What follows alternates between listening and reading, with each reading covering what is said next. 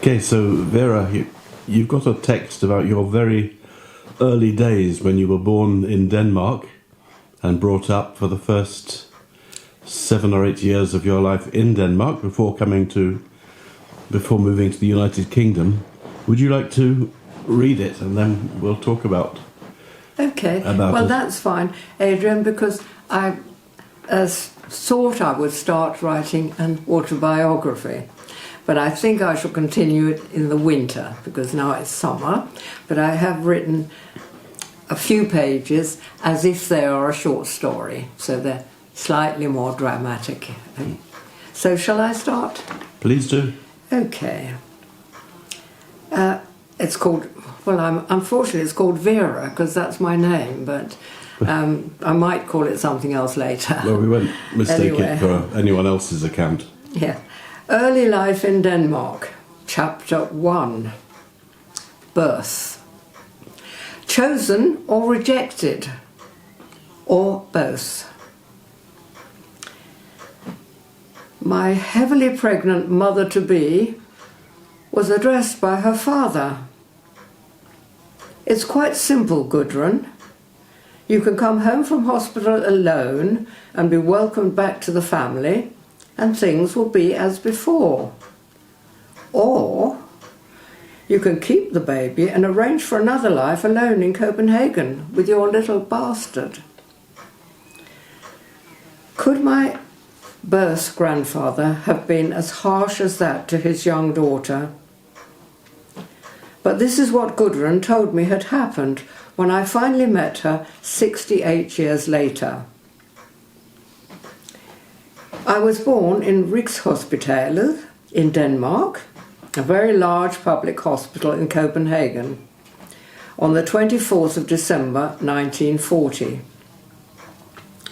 My mother Gudrun was alone on this Christmas Eve. No visits from the parents, of course, and the guilty boyfriend was already fiancéd with another girl and denied all responsibility. Her brother Hans had made a surreptitious visit to her, but of course he had to go home to celebrate this Christian feat with their sister and the rest of the family. Denmark had been occupied by the Germans since April 9th of that year, and things were not easy and the future uncertain. Gudrun had little choice but to hand me over to the nursing staff a few days after my birth. She returned home and questions about her absence were not allowed. Of course, she cried in her room at night. My first home was the babies' ward in the same hospital. I do not know how many babies I shared this ward with, but I presume I was not alone. There I stayed until I was rescued by my adoptive parents, the only mother and father that I remember. My new mother, Mary, née Brock, was an Englishwoman who had met and subsequently married her Danish boss, Henry Nielsen, when they both worked in the same telegraph company near Liverpool Street Station in London. My father Henry's birthplace was in the island of Bornholm between Denmark and Sweden, and it was his second marriage. He was 20 years older than her. He proposed to my mother when he heard he was being transferred to an office in Finland, and they married within a week and spent their one-day honeymoon on the ferry over to Finland via Malmö in Sweden in 1937. They lived both in Helsinki and Nystad, its former Swedish name, now known as Uusikaupunki, and many years later I took my mother to visit these places. In 1939, the Russians started bombing Helsinki, and the Great Northern Telegraph Company that my father worked for evacuated its staff out of Finland, and they finished in Stockholm before going on to Copenhagen. Mary wrote her own story of this evacuation in a church magazine many years later, and of how she and a few other staff wives were obliged to leave the car, transporting them to the port, and lie in ditches whilst the Russian planes passed over them, firing as they flew. But that's Mary's story, not mine. Mine will be continued at another date. So that is the beginning of my... Thank you. Yes, episode 1. Episode 1. And yes. Which takes you up to the age of 7 or 8, and you're...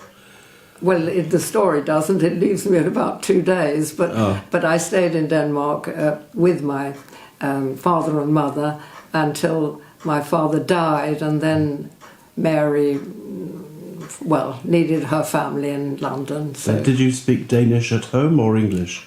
we spoke both.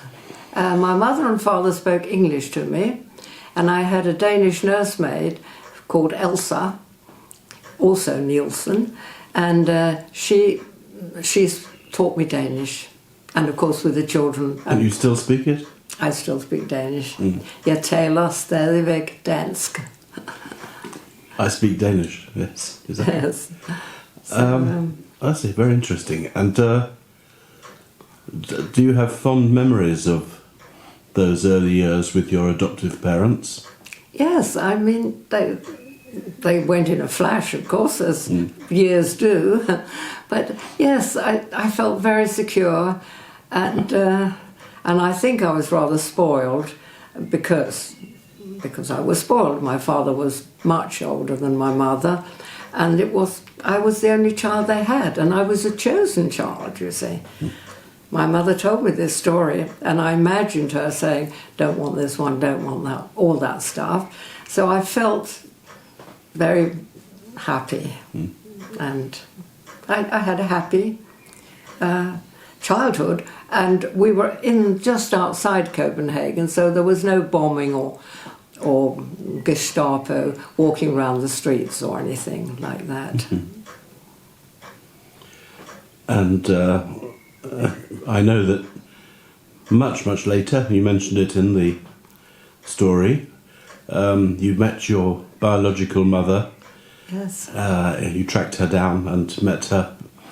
Well, it was a coincidence because I needed some papers to marry my French husband.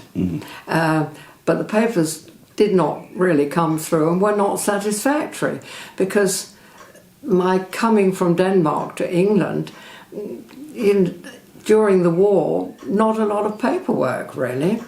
But in amongst all that, whilst waiting for the paperwork that was not satisfactory to the French authorities, the person in the Copenhagen office, I rang and I said, what's going on, I want my papers. And she said, oh, well, yes, we're on the case, but do you know your mother is still alive? So my heart beat at that point. I had not tracked her down because I felt it was disloyal to my adopted mother, who had died by that time. So it was not at that point, but it just kind of dropped in my lap. And all I had to do, I didn't have to go through the Red Cross, I just picked up the phone book, and looked up her name, and there she was. And then I rang this person, who was my mother. And she told me the story of unmarried mother in 1940s, not acceptable at all. So there you go. I think it was the case everywhere, not just in Denmark, wasn't it? Well, everywhere. I know yes. my father's sister had a similar experience Yes. during the war. Yes. Anyway, but we'll hear more of that. Have you written further episodes in this? No, I haven't. But you will do? I'm going to wait till the winter, I think. Okay. Well, thank you. So, to be continued. To be continued, yes. Yeah. Watch this space. Yeah.